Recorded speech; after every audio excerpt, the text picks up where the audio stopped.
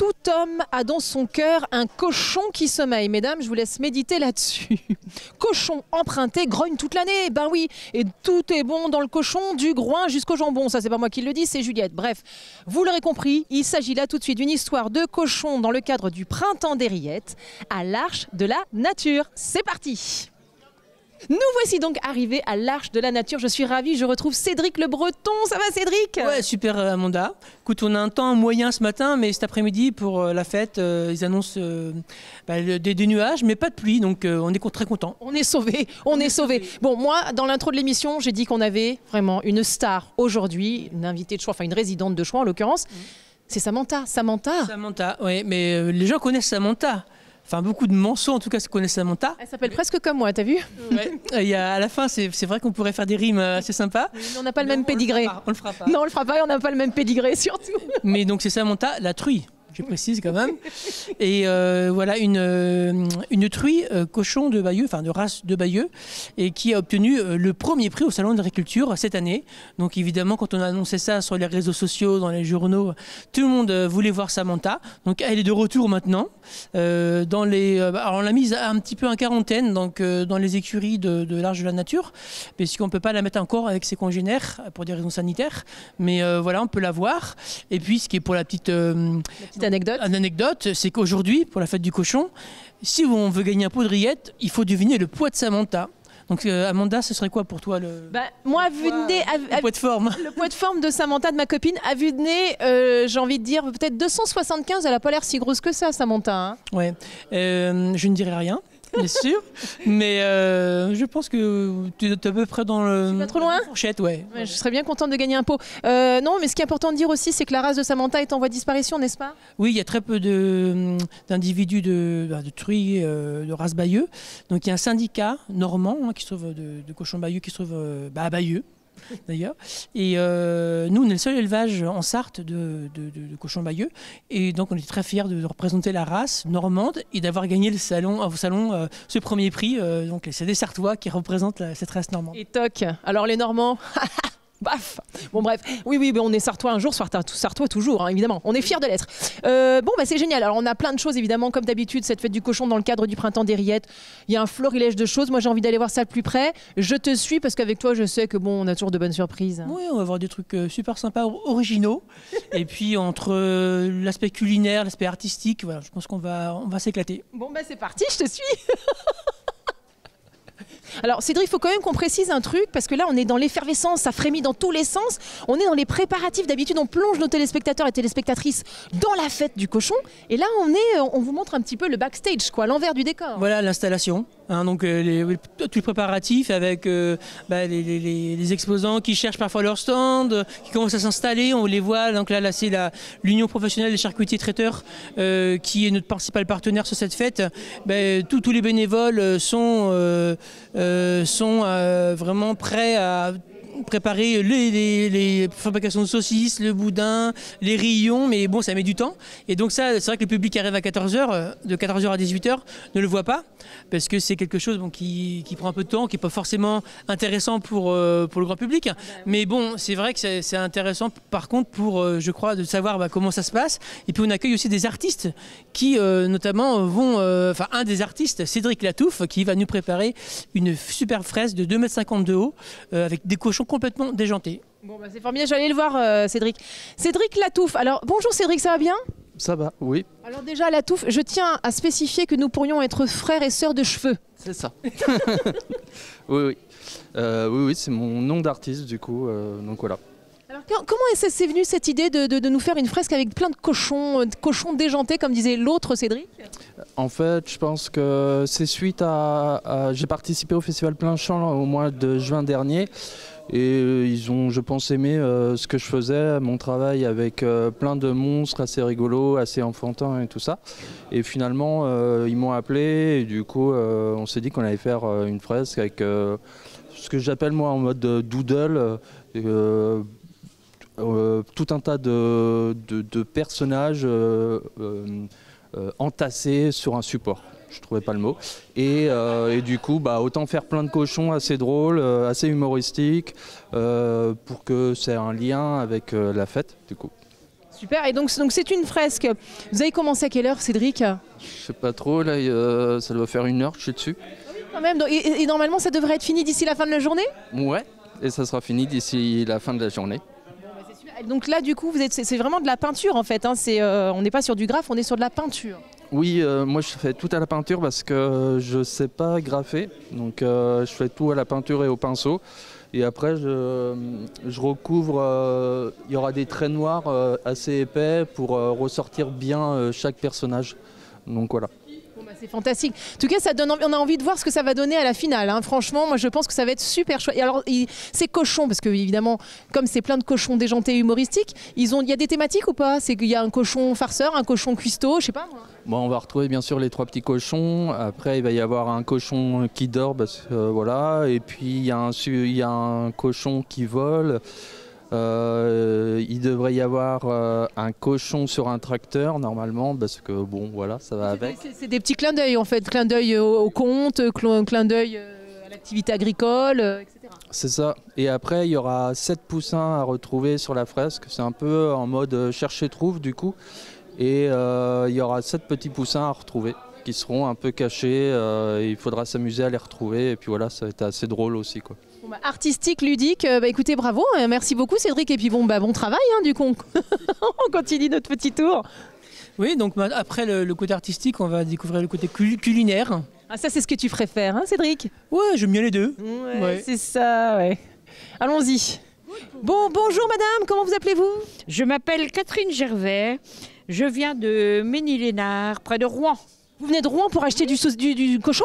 Pour une semaine en location au Mans pour faire la semaine des rillettes. Ah bah alors ça, mais vous venez à chaque fois, chaque année? Non, c'est la première fois que je viens, c'est la première fois que je sais, et je suis contente. Parce que j'adore la gastronomie, la France, le terroir, l'agriculture. Je suis fille d'agriculteur, j'aime manger du cochon. Écoutez, alors ça, vous le vendez super bien. Alors d'où le rose? Vous aimez manger le cochon, vous mettez du rose? Rose, jaune. Oh bah alors ça. Ah bah vous êtes un personnage, vous. Ah bah je vous adore. Ah bah j'adore vos lunettes, je vous adore. C'est tendre. C'est tendre, Ça c'est bon. vient d'être cuit. Parce que parfois c'est plus sec. Là, Donc là vous êtes contente d'être venue. Hein. C'est sympa l'Arche de la Nature. Hein. Bah évidemment. Ah bah oui. Le bon Dieu nous a pas mis le soleil, mais enfin, on a quand même le terroir, le paysage, on devine ça. Et puis on peut dire à nos enfants de retourner par là, c'est bien. Ah bah écoutez, je peux vous faire la bise? Oui. Ah bah je vous adore. Ah vous êtes fantastique. Écoutez, vraiment merci. Hein. Et bon appétit surtout. Alors là, Cédric, comme d'habitude, il y a des choses très originales. On rencontre la commanderie des Fingoustiers du duché d'Alençon, faut le préciser. Bonjour, ça va? Bonjour, très bien. Écoutez, mieux que le temps, hein, mais notre commanderie donc, est là pour défendre les bons produits hein, et puis les artisans qui les créent. C'est une confrérie qui a 50 ans, hein, donc on est là pour faire connaître et puis également faire voir que des gens gagnent des concours hein, au niveau du boudin blanc, au niveau de la saucisse créative, de la saucisse et donc on a quand même au dernier concours eu 460 produits à juger quand même. Hein.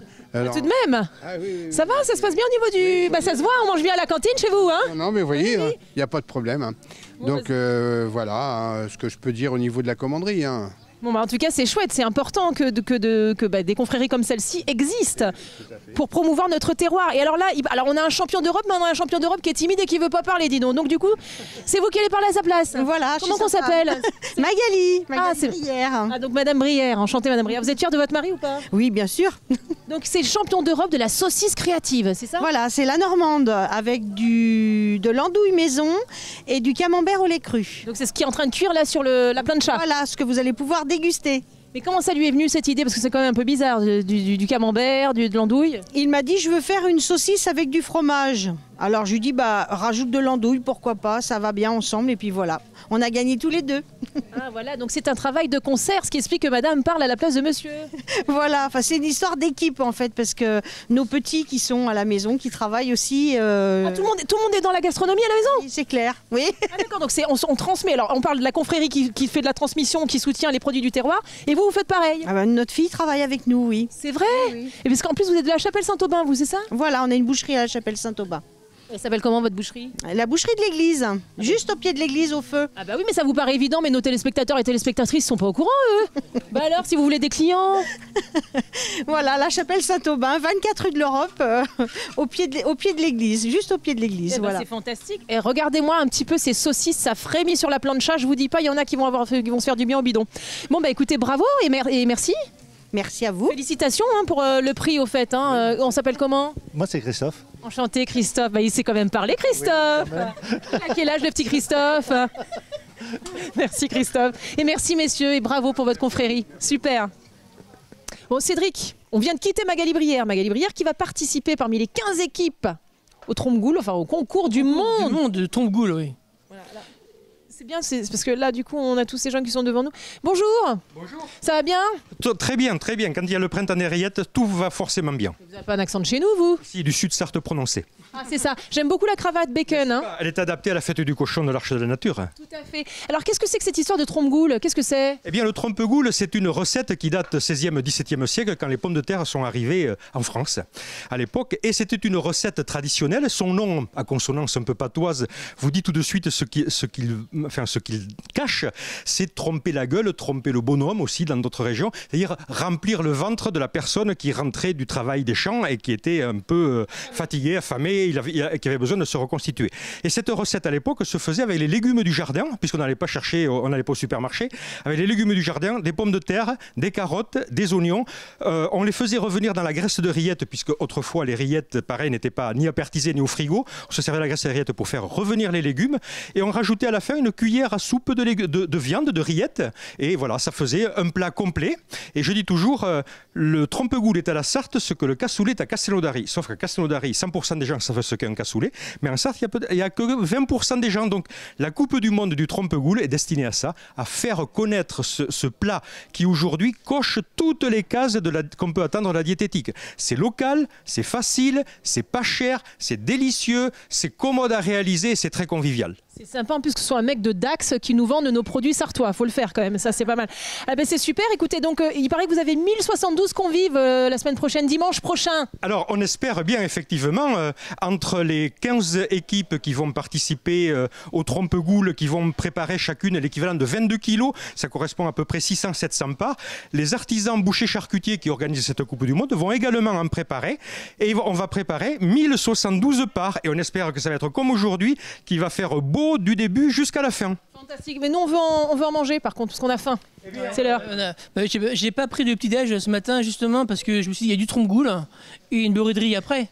Une beurrerie après? Ah bah dis donc, c'est la totale aujourd'hui, une beurrerie. Oui. Et là, il y a du café, parce qu'il faut la tremper dans le café quand même. C'est ça, on va tremper la tartine dans le café. Ah oui, parce que mon grand-père il faisait ça, papy Maxime. Je pense à toi. Alors, c'est bien. Alors, on va commencer par la dégustation, puis on ira pour la beurrerie après. Hein, oui, voilà, oui, c'est bien, super.